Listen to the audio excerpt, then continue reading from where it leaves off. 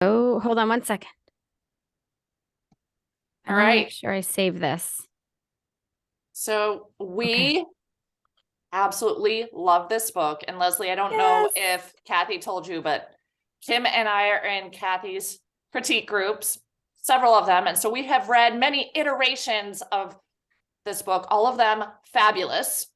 Yes. We Yes. knew it would sell. It's such a good book, such a good story. We love everything about it. So, We really do. oh, we It's can't hear amazing. you, Lesley. Are you muted? Yeah, she's Yep, muted. she's muted. You're just muted. There we go. Hello. Okay, Hi. there you Hi. are. Oh, good. Hi. Oh my goodness. I Okay. just love it. Yeah. Oh, I'm so excited that we're finally doing this because we had to postpone because we are all in the Northeast and we had quite the storm, quite the snowstorm. Yes. Yeah, just like a little haha, it's still winter. You thought it was spring and it's not anymore. So okay, let's get started. Cathy, we're gonna start with you.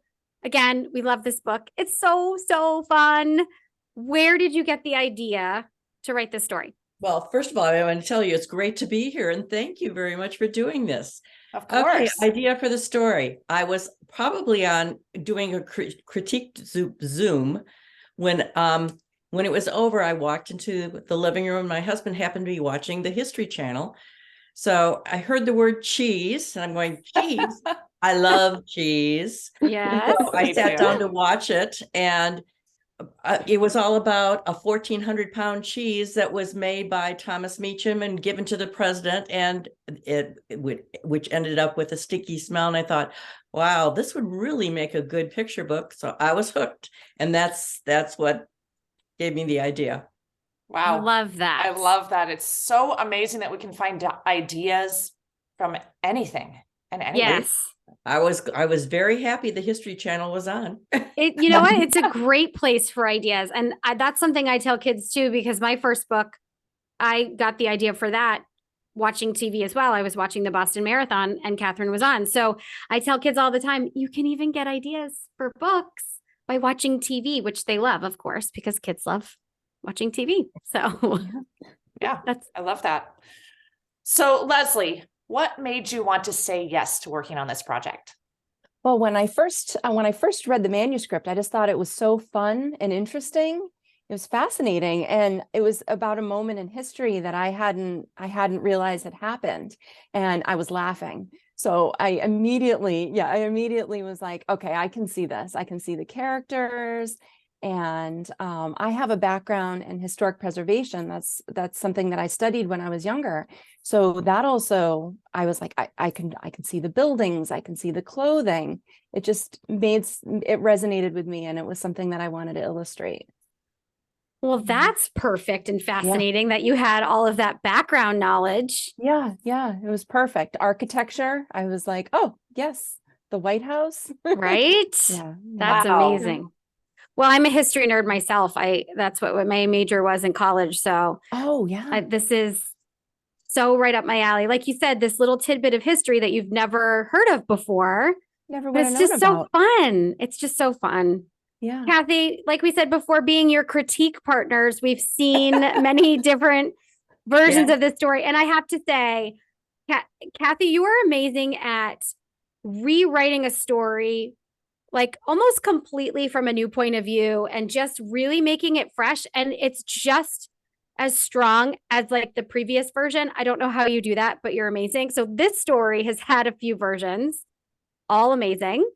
Agreed. Yes. Can you share with us a little bit about what your research process was like after seeing the History Channel bit, and then what your writing process was like for the story? Well, the first thing I did was to look to see if there were any books written about this event in history or slice of history. And I found one that was written about a big cheese, but that was a cheese given to President Jefferson way back then. And so then I found another one that was a chapter book that was like an early chapter book that was written about the big cheese that went to Andrew Jackson, but it wasn't a picture book. I thought I'm going to do this. So my first try was a fiction. And I had Grover Cheeseland, a little mouse, being a narrator at the White House. I have to say, I loved that version. I know, I did too. And well, actually, my agent really liked it too, and it was fun. There was a lot more wordplay in it, cheesy wordplay in it, but it really didn't go anywhere. The editors said that they really liked the history part of it because I had the history woven into the with Grover and his tourists, but they said that they didn't like the narrator, a mouse as a narrator. So I'm going, okay, let's try something different. And so I did more research and I decided to make it a nonfiction book. And I started out with a nonfiction book, wrote it, sent it to my editor, decided, and we worked on it. It was getting rejections again because Andrew Jackson was kind of a questionable person in history because of his legacy. So I rewrote it one more time, taking all of the references to Andrew Jackson out, like the hickory tree, or the his nickname Old Hickory, and actually the press was made out of hickory wood. So, but anything that had to do with the president, I did take out, and after that, it did sell. Interesting. It's so interesting to learn Very about interesting. what entices an editor and what keeps them away. Yeah. Yeah. And really, truly, the story is not about the president, right? It's taking about him the out. kings. Yeah. So taking him out doesn't really change the story at all. And what a story of perseverance on your part, Cathy, just continuing to go back and believing in the story and knowing that you had something there, that this was something worthy of being published and not giving up on it. So I love that. I think that's fabulous. I'm so glad you didn't give up on it. Thank Me you. too. I think it's so important. So am I. It's so important to know that you can rewrite just because you get rejections. It has no bearing on what might happen in the future if you're willing to just be flexible and rewrite and rethink the way that you've approached a story. I love that. So Cathy, do you have a specific writing schedule? And what do you do when you're stuck? Okay, when I write, I get up in the morning, have my breakfast, and then I come into the office and I do like the busy stuff, the emails that you get, and then I will sit down to write. Right now, a lot of it's being taken up by promotion of the book. Right. That's a good thing. Lesley should know that too. But that's I spend my time doing that. And if I do get stuck and I can't figure out what to do with something, I go downstairs go to the treadmill. Ooh, I love it. And I get on the treadmill and I actually hold onto the handles and close my eyes and just let my mind wander. And a lot of times things really work out that way. So that's kind of how I get unstuck. So. That's brilliant. Right. I love that because, and that's helpful because even if someone doesn't have a treadmill, they can go outside and take a walk, right? But don't close your eyes when you go out. No, that wouldn't be good. That wouldn't be a good combination there. Yeah, walking is a great tip. And actually, just a side note here, I'm listening to a book on the power of fun. And they were talking about the ability to let your mind be quiet. And like those moments in the shower, we tend to get lots of ideas because our brain is able to be quiet and almost focus and not be so distracted by things. And I think when you go for a walk too, Cathy, like I said, you close your eyes, right? And you're focused. So, and your brain is quiet. So that's a great tip. I love that. That's wonderful. Lesley, back to you and your art. I think that the pairing of this text and art are, stellar. It's just so perfect. There's so much to see on every page. You've done such an amazing job. I was noticing the chicken on the dog. Like, how fun is that? It's so fun. You've added so much humor in your art. Can you share with us what your process was like for the book? Sure. Yeah. The little details like that, I have so much fun with. Those are the little nuances that you don't always they're not necessarily integral to the story, but they add so much more. Yeah, with the process with sketches, at first I really take in the story, really observe, what Cathy was saying in the text, and try to imagine the world.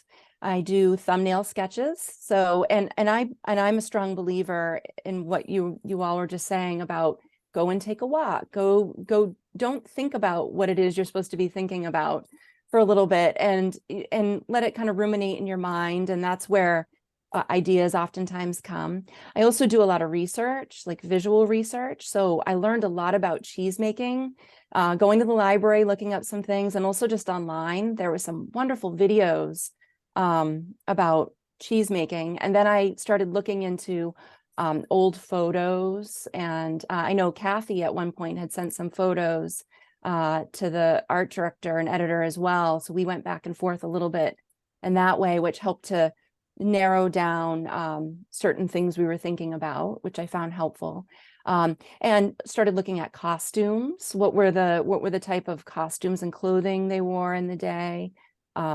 Architecture, what were the colors of the buildings, and I drew upon my background with that. I knew I'm like, oh, they were actually quite colorful back then. People often think they're white, but they were yellow, ochre, and blue, and reds. And I know with the White House specifically, it had changed quite a bit throughout history. So there were different. In 1803 to 1820, which is like the time period we're looking at, there had been quite a bit of changes with the facade, and so all those things factor in when you're doing a picture book biography, which I find fascinating. I get really into that, and then you have to kind of pull yourself back in, like, oh yes, all right, enough with the research, and now back to like.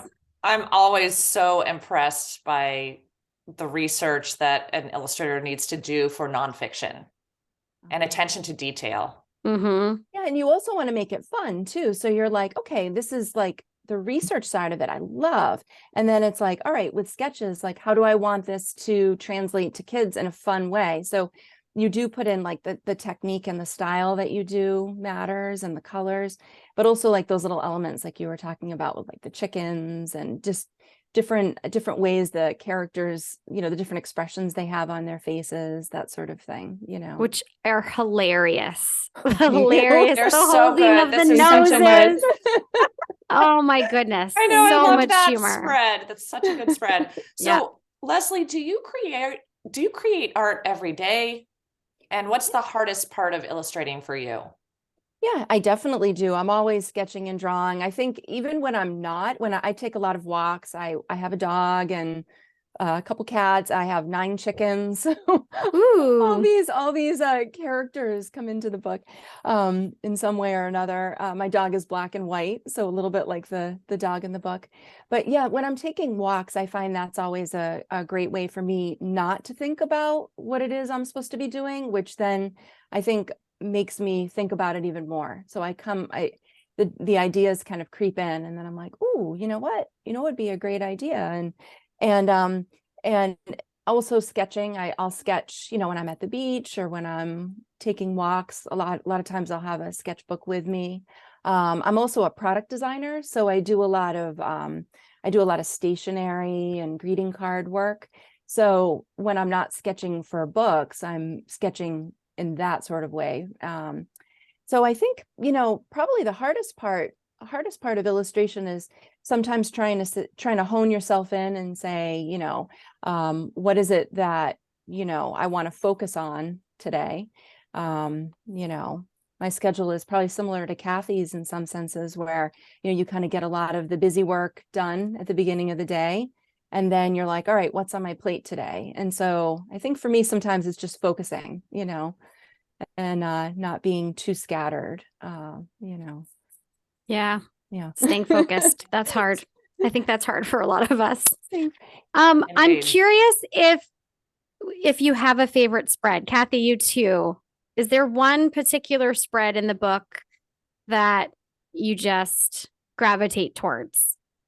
I mean, love there's- I love the one, the big stink one where it stinks and the swirl going through it. That Yes. is great. The other one is I really like the cheese, where the cheese making. I thought that, and I know that we went around and round about how it was, because it was really difficult to find how they made cheese, and especially that size of a cheese way back when.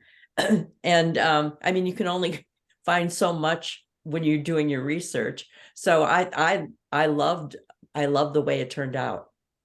Great. Oh, that's so great to hear. That's what I would say too. That's one of my favorites, is the cheese making spread. And when I first read it, that was actually, Cathy was describing the cheese making process, and I'm thinking about, what you want to do visually. And I was actually fascinated with that, just figuring, I didn't know what went into cheese making, and then trying to figure out how that would have come about years ago too, because I saw some things online about cheese making nowadays, but then how would they have made it back then? So it was really interesting. And so that's one of my favorites, just because it tells a story, like within the story about, Right. the cheese making process. The other spread I really like was the spread that's behind me, actually, is the final piece that I worked on. And it was one where I was like, all right, the book has to get out, you're running against a deadline. And it was actually one of my last spreads, but I really liked it. There, you can see a little bit there. Mhm. It's like, it was the map of when the ship took the cheese down to Washington. And I found that that was a spread that kind of ties it together with what was happening, and what a great feat that was to actually get this So true. cheese to where it needed to go. Yeah, it was amazing, and all the different people along the way. I love that spread also. I also really loved the back matter. Yeah. There are so Yeah. many interesting, first of all, both the facts and the illustrations again are Mhm. so well done. They work together so well. And I loved the facts, especially the one about how stinky cheese smells like stinky feet. That's one of my favorite ones. Yeah. Because the bacteria is similar. I was like, ooh, I'm learning new things. That's fantastic. Right. You're not So only true. learning about this big wheel of cheese, you're learning other multiple cheese facts. Lesley, my favorite spread is the same as yours, the one that you have behind you. And so anyone that's watching this on our YouTube channel will be able to see it.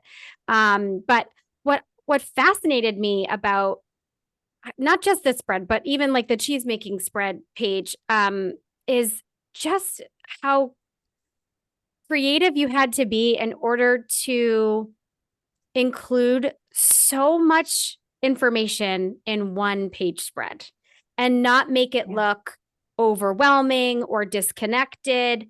I just like the way that you came up with how to depict the rivers and the buildings and all of that, and just have it be so cohesive and That means a lot. engaging is I'm so in awe of illustrators. I really, really, Thank you truly so am. much. That means so much to hear, because I think those are the things, like, kind of behind the scenes, that you are working through in your sketches, and you go back and forth with the creative director was wonderful, back and forth with the sketches, and how do we think it's going to work? And that's something that that I felt came together really well. And I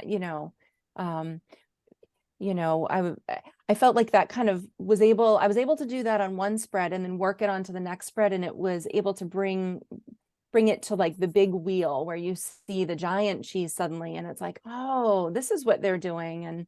It was a lot of sketching and going back and forth, with your diving back into your sketches and doing multiple scenarios of different characters, and you did such a good job with that, and showing the emotion and the expressions on the characters and the humor. That's one thing I really love about this book, is that it is so funny. It is. History is not stuffy. That's true. That is one thing we learned from this book. That is very so wonderful true. to hear. That I think is what we were trying for. And Yes. and the text most definitely, I wanted to make sure the illustrations were as fun as the text was, because it really was such an engaging and fun story. And so, yes, all the characters and the faces and right down to like the dog, like, you know, trying to make him, he was definitely a little character I tried to bring throughout the story. And the mouse, there's a mouse that's hidden into most pages of the story. So I was hoping that kids, I know like when my daughter was little, she would see, you know, Goldbug, you know, in the Richard Scarry books, and try to point it out. And so at the very end, you see the mouse. And so it's interesting to hear what your other story had been, that there you had a story about a mouse character, because I think he was pretty important in this story as well. Yeah. That's But so that's perfect. very interesting, because I wanted him a mouse to be still a part of the story. And so Yeah. I love what you've done with it. You're on the same wavelength. You didn't even I have to love tell. it. Yeah. Right? Yeah. It was so, yeah, it was I love it. perfect. It just resonated with me. Yeah. So Can we I just have- ask, Oh, go ahead. before we get to the last question, I just have one thing that I'm just curious about, because like how this process goes. So there's some words in the story that look like they've been hand written. Like when you say like the president of the United States and Thomas Meacham and cheese, how is that decided? Is that something that the art director kind of says, I think we want to do something different with the words here? Or is that something that you kind of Yeah, give we input on? chatted about it together. Originally we were thinking that I would do some of the hand lettering, because I do a lot of that, you know, in my stationery work and in some previous books. So we had talked about it, and then the art director had found a font she really liked and wanted to play around with it. So she ended up doing that, and so that was her. But yeah, so it was kind of a back and forth a little bit there as to how we collaboration. wanted. Yeah, and it worked out really well. And that particular font, when she found it, she was like, "Oh, I love this." So it tied in with what was happening on the cover into the interior spreads. Yeah, and I think It's it so worked really beautifully well. done. Yeah, I love it. yeah. So thank you. we have one more question for both of you. Sure. And we're going to ask you first, Lesley, when someone reads this book, what do you hope they feel or learn? Well, I hope that they learn that, first of all, that history can be really fun. You know, that's, I think, one of the main points is that, you know, wow, this is like such a funny story. And one of the things I thought when I first read it, and not to be stereotypical, because it could be a boy or a girl, but like a lot of little boys, I thought might find it fun, or kids that like to you know, play around with humor, you know, stink jokes and that Stinky sort of humor. thing. Yeah, stinky humor. Like I kind of thought like that's, you know, that's something that I thought they would find engaging. Definitely. Kirsty and I engaged in some stinky humor actually right before this interview. So It brings out I the think kids it's in us. so, Yes, we it so did. does. Right. It so does. And when you hear our intro, you'll know what I mean by that. Cathy, how about you? When someone reads this book, what do you hope they feel or learn? Oh, the first thing I hope, excuse me, I hope they enjoy it, and I hope that they do see the humor in it, and then also realize that American history can be so interesting. I mean, it can be funny, it can be sad, it can be a lot of different things. And then the last thing I think of when I think of Thomas Meacham, I mean, his idea of this huge thing. He had imagination. He was also very he had a lot of showmanship. But I hope that they realize from this that you can always dream big and Yeah. think I big. love that. That's Yeah, beautiful. yeah, Thank you so much, that is both of you. beautiful. Well, Oh my Thanks so goodness. much. Thank you. I'm so excited for wonderful. this book. It is so fun. And like you said, Cathy, this to show kids that history is fun and interesting. And I think that's what's really great about biographies, and I'm a little biased, I know, because I write them too, but Slightly. that they not only teach directly with the book, right, about what the book is about, but they also pique interest in other things. So, you know, you're creating or helping to create or inspire a reader or kid to to learn about other things that might be connected to whatever that particular book's topic is. So Yeah. it's so Yeah. fun. Kids are just going to eat this up. Cheese pun Oh. intended. Kirsty, where were you on that one? You're the pun lady. That's great. When do we think this one's going to come out? Do you think next Tuesday, or do you think? I think next Tuesday, Okay. but if that changes, we'll let you guys know. Yeah. All right. Thank So, you so much. Thank you Yeah, this is so much. Thank It you. was wonderful. Yeah, Thank yeah. you. Have a Yes, wonderful Thank you. Thursday. Congratulations. Thank you. Yes. Thank you. It's nice to meet you both. Nice to Nice meet to you meet you. too. Kathy. Bye. Mwah. Bye. Love you. Nice to see you, Bye-bye. Kathy. Love you too. Bye.